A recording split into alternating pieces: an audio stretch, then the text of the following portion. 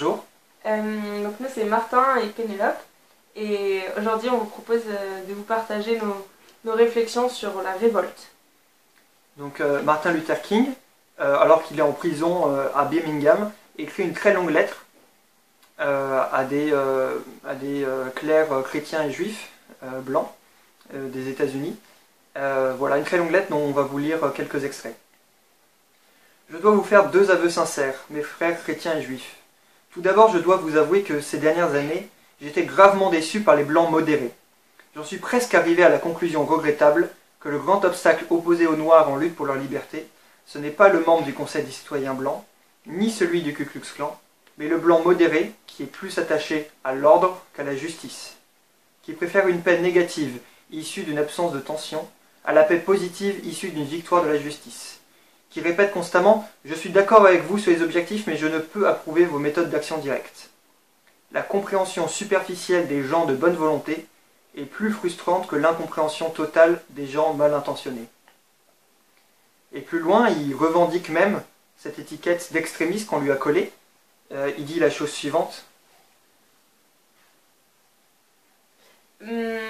Mais en continuant de réfléchir à la question, j'ai progressivement ressenti une certaine satisfaction d'être considéré comme un extrémiste. Jésus n'était-il pas un extrémiste de l'amour ? Aimez vos ennemis, bénissez ceux qui vous maudissent, priez pour ceux qui vous traitent avec mépris. Et donc cette idée de la révolte, c'est quelque chose qui nous guide tous les deux, à la fois dans nos grandes décisions et aussi nos petits choix quotidiens. Comme grande décision, voilà, on a décidé récemment de s'engager comme volontaire permanent à ATD Quart Monde. Et moi, je vais vous donner un petit exemple aussi de choix plus petits, guidés par la révolte. C'était l'été dernier, j'ai organisé un camp scout pour des adultes qui ont un handicap mental. Et voilà, c'était le Covid l'été dernier, c'était pas évident d'aller jusqu'au bout de ce projet. Et je me suis retrouvée confrontée à beaucoup de gens qui étaient contre cette idée au sein de mon équipe.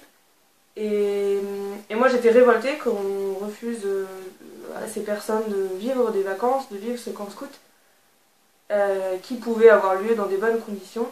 Et donc je suis allée au bout de ma révolte, j'ai gardé mon opinion jusqu'au bout et on a pu organiser ce camp et c'était un très beau moment et c'était important pour tout le monde de le vivre. En début 2020, on a un ami à nous qui est ivoirien et qui a été pris dans les engrenages infernaux de la machine à expulser française. Et cette révolte de voir qu'on refusait à notre ami le droit de rester en France, elle nous a poussé à nous mobiliser et à mobiliser les autres.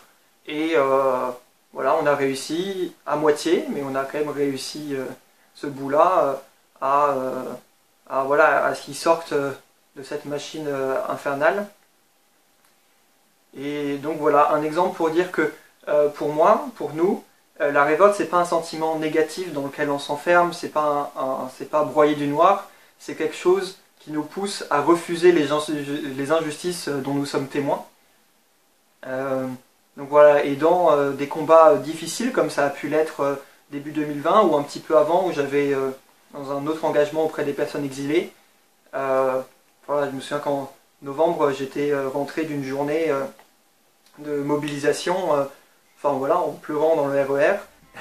Et à ce moment-là, moi ce que j'écoute de la musique pour me calmer, pour me redonner du courage, et au fait c'est des chants cathos qui parlent de révolte et d'espérance. Pour moi l'espérance elle va avec la révolte.